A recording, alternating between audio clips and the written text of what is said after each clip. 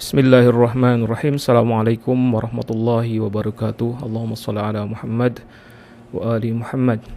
Selamat berjumpa kembali dengan seri kuliah Orientalisme, Al-Quran dan Al-Hadis. Pada kesempatan kali ini kita akan membahas kritikan terhadap Al-Quran, jawaban atas kritikan terhadap Al-Quran yang dilontarkan oleh kaum orientalis.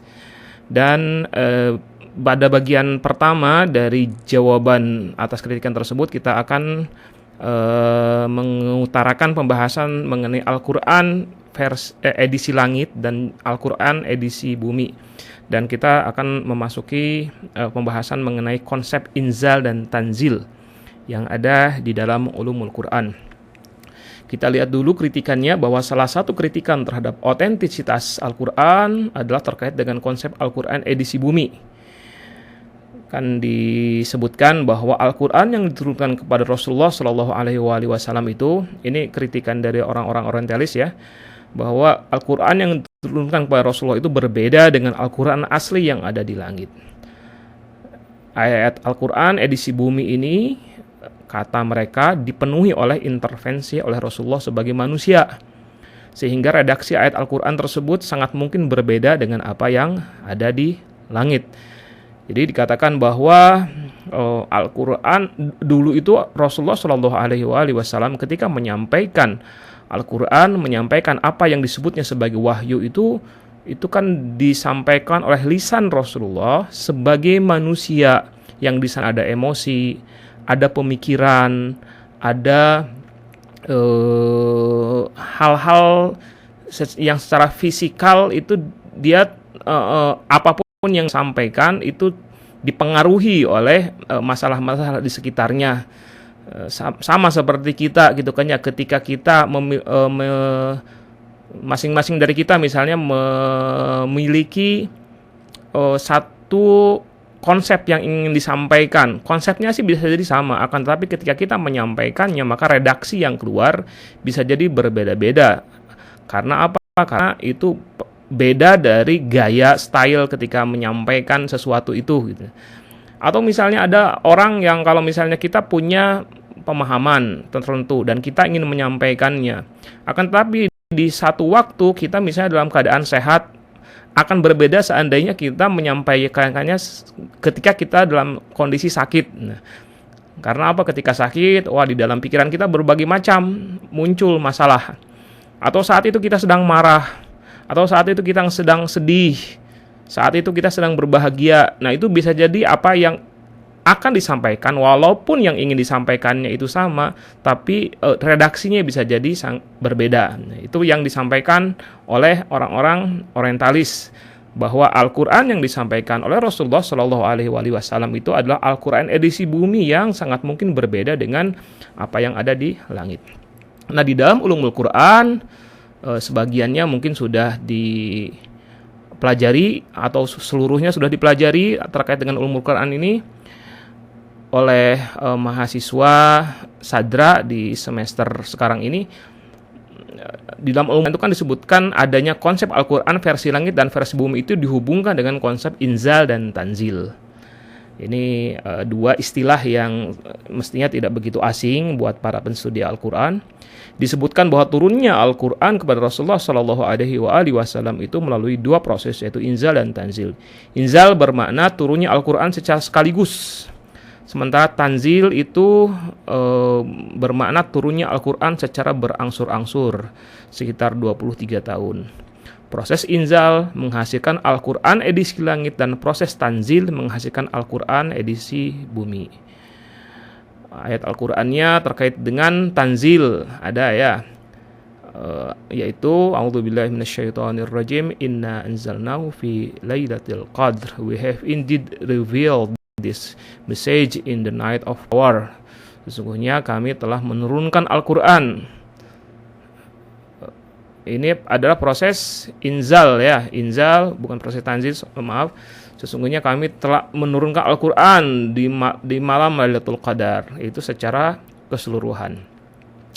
Al-Quran edisi Inzal itu diturunkan secara sekaligus. Ada beberapa pendapat mengenai kemana diturunkannya Al-Quran versi Inzal ini. Ada yang meyakini bahwa turunnya Al-Quran itu ke Lauhul Mahfuz. Ada yang meyakini bahwa turunnya Al-Quran itu kepada Jibril. Ada yang mengatakan bahwa diturunkannya Al-Quran edisi Inzal ini kepada hati Rasulullah. Jadi hati Rasulullah itu dianggap diyakini sebagai sedemikian luasnya, sama seperti langit, sehingga mampu menampung Al-Quran secara keseluruhan dalam satu waktu gitu. Tapi ada juga yang menyebutnya ke sebuah tempat di langit bernama Baitul Ma'mur. Apapun juga, dimanapun juga versi yang kita yakini, yang diyakini oleh orang, akan tetapi intinya sih bahwa Al-Quran edisi Inzal ini diturunkan ke sebuah tempat yang sifatnya gaib, tidak jelas gitu, bukan tidak jelas ya, tapi sesuatu yang sifatnya spiritual. Adapun untuk proses tanzil, semua sepakat bahwa Al-Quran turun kepada Rasulullah Shallallahu Alaihi Wasallam, tidak kepada siapapun juga kecuali kepada Rasulullah Shallallahu Alaihi Wasallam. Dan Al-Quran itulah yang kemudian beliau sampaikan kepada umatnya. Nah, Al-Quran versi tanzil itu pada dasarnya sama dengan Al-Quran versi Inzal. Ini dalam ulumul Quran ya. Jadi apa yang turun secara tanzil itu sama dengan apa yang turun secara Inzal. Apa yang turun berangsur-angsur itu pada dasarnya sama dengan versi Inzal. Al-Quran yang diturunkan kepada Rasulullah secara berangsur-angsur itu tak lain merupakan manifestasi atau tajalliyah dari Al-Quran versi langit. Ya, apa itu tajalli? Tajalli itu bisa disamakan dengan bayangan di cermin yang jernih, di mana apa yang tergambar di cermin persis sama dengan objek aslinya. Jadi kalau cermin itu bersih, jernih, maka apapun juga yang diletakkan di depan cermin itu akan dipantulkan oleh cermin itu dengan gambaran yang persis sama. Ini proses tajalliyah itu seperti begitu, sehingga kalau dengan demikian maka apapun yang tertampak atau dikemukakan oleh Rasulullah itu sebenarnya ketika beliau menyampaikan wahyu itu menyampaikan ayat-ayat Al-Quran, maka itu sama persis dengan apa yang turun di langit gitu. Nah, kenapa ada proses tanzil? Di dalam ulumul Quran juga disebutkan alasan-alasannya. Di antara beberapa alasan yang penting adalah pertama, tanzil atau berangsur-angsur itu diperlukan untuk menguatkan dan meneguhkan hati Nabi saat beliau menerima celaan dari para penentang dakwahnya dalam menyampaikan wahyu Allah. Kan sejarah menunjukkan bahwa penentangan terhadap Nabi Shallallahu Alaihi Wasallam itu sangatlah kuat untuk setiap ajaran yang beliau dakwahkan. Setiap ada yang beliau sampaikan, ada saja penentangannya. Dan itu terjadi sejak Rasulullah menyampaikan dakwah yang pertama sampai beliau wafat. Ada saja penentangan-penentangan yang ditunjukkan oleh para penentang. Nah, karena penentangannya itu sangat banyak dan penentangan itu penentangan tersebut merupakan reaksi terhadap ayat-ayat Al-Quran yang disampaikan oleh Rasulullah Shallallahu Alaihi Wasallam, maka seandainya penentangan itu diterima oleh Rasulullah secara sekaligus, langsung saja tanpa melalui proses waktu yang berangsur-angsur, maka secara rasional kita bisa meyakinkan, bisa memastikan bahwa Rasulullah akan kerepotan gitu.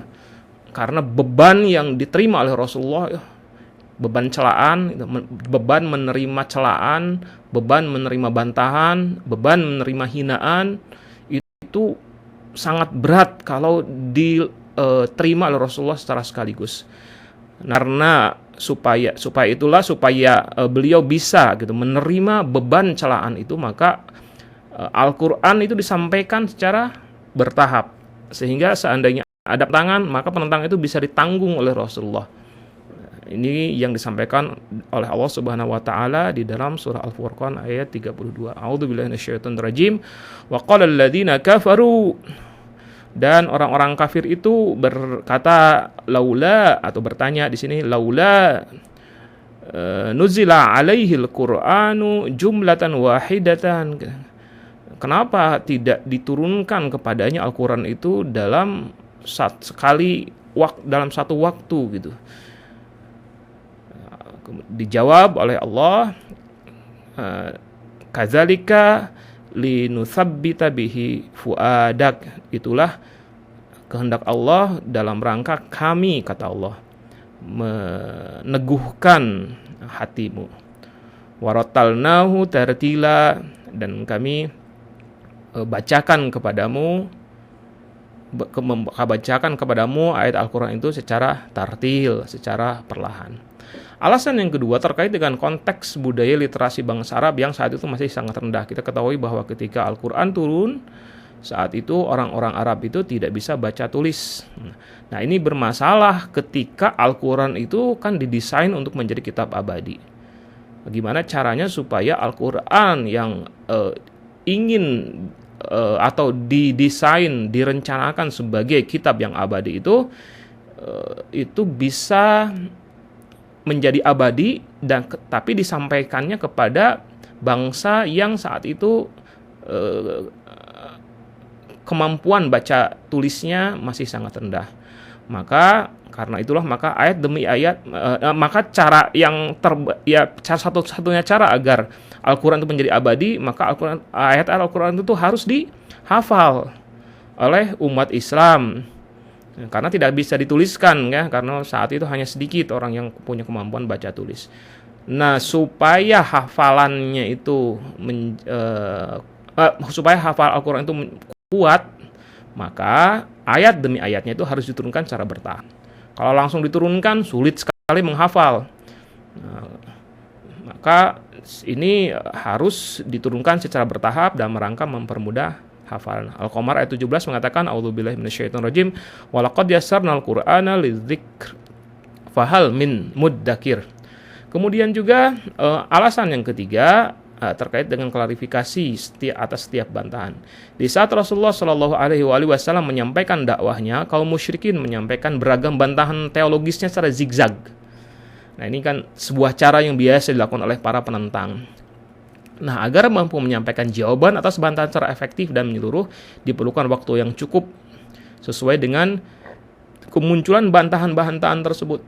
Sehingga akhirnya sampai Rasulullah SAW wafat, tak ada bantahan apapun yang disampaikan oleh kaum musyrikin kecuali ada jawabannya dari wahyu Allah Subhanahu wa taala. A'udzubillahi minasyaitonirrajim. Al-Furqan ayat 33. Wala ya'tunaka bimatsalin illa ji'naka bil haqq wa ahsana tafsira. Tidak ada yang datang kepadamu bantahan kecuali kami datangkan kepadamu ya Muhammad sesuatu yang merupakan kebenaran dan penjelasan yang terbaik. Nah, ini adalah hal yang penting setelah kita melihat permasalahan-permasalahan tadi, bahwa di dalam akidah Islamiyah kepercayaan terhadap Al-Quran memiliki dasar argumennya. Para teolog Islam telah menjelaskan bahwa kepercayaan terhadap Al-Quran didahului dengan keimanan kepada Allah beserta sifat-sifatnya. Allah Maha Pengasih, Allah Maha Pemberi, Allah Maha Petunjuk, Allah Maha Adil, Allah Maha Bijak, dan lain sebagainya. Jadi di sini yang ingin kita sampaikan ketika menjawab atau membahas kritikan tersebut adalah bahwa kritikan mereka itu salah sasaran dari sisi bahwa Al-Quran itu sendiri logikanya secara rasional, kenapa Al-Quran itu mesti ada, kenapa Al-Quran itu diyakini sebagai sebagai bagian dari pilar keimanan, sebagai bagian dari rukun iman, itu keyakinan tersebut muncul melalui sebuah proses, melalui ada premis-premis yang mengawali sehingga sampai ada kesimpulan bahwa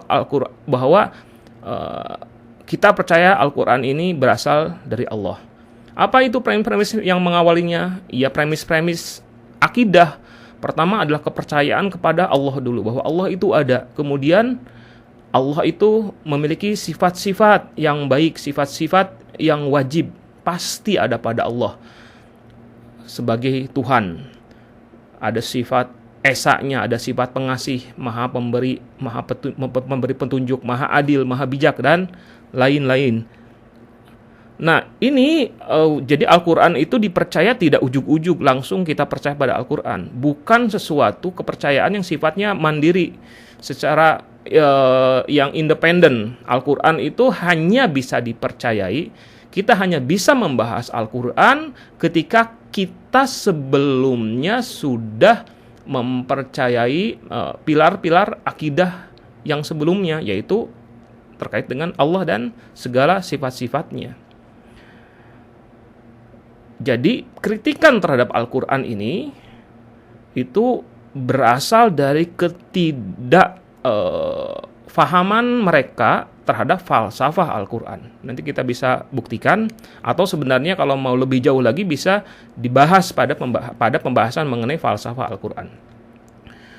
Nah, begini alurnya, kita coba ringkas saja, bahwa Allah dengan segala sifat baiknya itu, Allah maha bijak, maha baik, maha pengasih, maha penyayang, maha adil, itu pasti akan memberikan bimbingan kepada umat manusia yang menghendaki hidup bahagia di dunia dan di akhirat.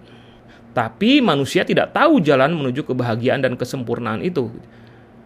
Allah kemudian memberikan petunjuk secara langsung pada manusia mengenai jalan hidup itu. Petunjuk tersebut bernama wahyu yang dibawa oleh para nabi. Jadi kenapa harus ada kitab petunjuk yang dibawa oleh nabi? Kenapa ada Al-Quran yang dibawa oleh Rasulullah SAW?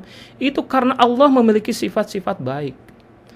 Ketika Allah memiliki sifat-sifat baik, misalnya Allah itu maha adil, Allah itu dengan maha adilnya, atau Allah itu maha pengasih dan maha penyayang. Karena Allah tahu, di satu sisi Allah juga maha tahu bahwa manusia itu memiliki fitrah untuk mencari kebahagiaan. Tapi di sisi lain manusia sepanjang hidupnya itu, karena hidup manusia itu hanya sebentar saja di dunia, dia tidak akan pernah tahu bagaimana caranya agar dia bisa hidup secara baik dan mencapai kebahagiaan tersebut. Maka kemudian sebagai konsekuensi dari sifat-sifat yang baik dari Allah, maka Allah memberikan petunjuk kepada manusia. Nah, ini adalah pertanyaan yang sangat krusial sekali. Ini adalah sebuah asumsi. Jika Al-Quran itu tidak berasal dari Allah. Ini ada kesalahan tulis ya. Jika Al-Quran itu tidak berasal dari Allah. Keberadaan Al-Quran itu harus berasal dari Allah. Karena apa? Karena keberadaan Al-Quran yang harus berasal dari Allah itu merupakan konsekuensi rasional dari sejumlah sifat wajib Allah. Jadi ketika kita mengimani sejumlah sifat wajib Allah, kita harus mengimani bahwa Al-Quran yang ada ini harus berasal dari Allah semata. Artinya jika ada yang meragukan bahwa Al-Quran itu murni berasal dari Allah, jika ada yang memiliki keyakinan bahwa ketika Allah menurunkan petunjuk ini, ada intervensi dari Nabi misalnya, na'udzubillah min dzalik, maka sama saja ia mengingkari sejumlah sifat wajib Allah tersebut. Karena apa? Kalau sudah ada intervensi dari Rasulullah misalnya, dan itu tidak kita yakini ya, tidak mungkin seperti itu. Itu artinya apa? Itu artinya Allah gagal memberikan petunjuk kepada manusia dengan petunjuk yang benar, yang berasal darinya. Karena apa? Petunjuknya sudah mengalami distorsi, petunjuknya sudah mengalami perubahan, petunjuknya sudah mengalami ada perubahan-perubahan yang tidak sesuai dengan apa yang berasal dari Allah gitu. Karena ada intervensi Nabi kan berarti ada kekurangan, ada yang kurang gitu. Dari apa yang disampaikan Rasulullah itu dihubungkan dengan yang aslinya. Allah menyampaikan demikian, tapi kemudian misalnya A, akan tapi Rasulullahnya menyampaikannya kepada kita A plus B, atau misalnya A-nya minus misalnya. Ada sesuatu yang kurang pokoknya.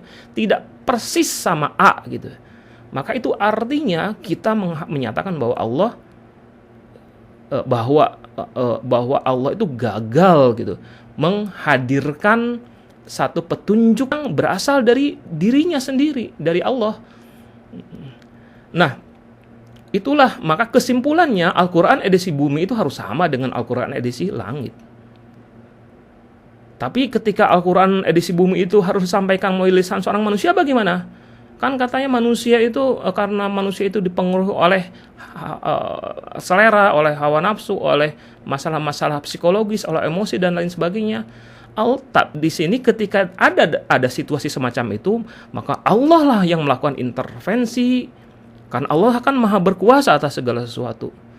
Maka ketika Al-Quran edisi bumi itu harus disampaikan melalui lisan seorang manusia, itu Rasulullah Shallallahu Alaihi Wasallam, maka Allah yang maha kuasa menjaga Rasulullah Shallallahu Alaihi Wasallam agar tidak berkata apapun yang berasal dari sisi kemanusiaannya, tidak berkata atas nama selera, tidak berkata atas nama hawa nafsu, kecuali apa yang diwahyukan kepadanya. A'udzubillahi minasyaitonirrajim. Bismillahirrahmanirrahim.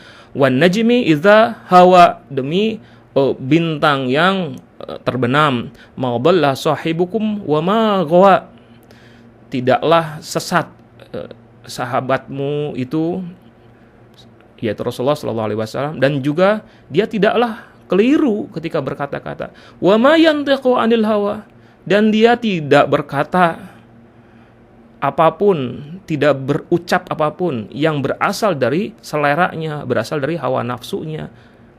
In huwa illa wahyun yuha. In huwa illa wahyu yuha, kecuali apapun juga yang disampaikan oleh Rasulullah itu hanya apa yang diwahyukan kepadanya.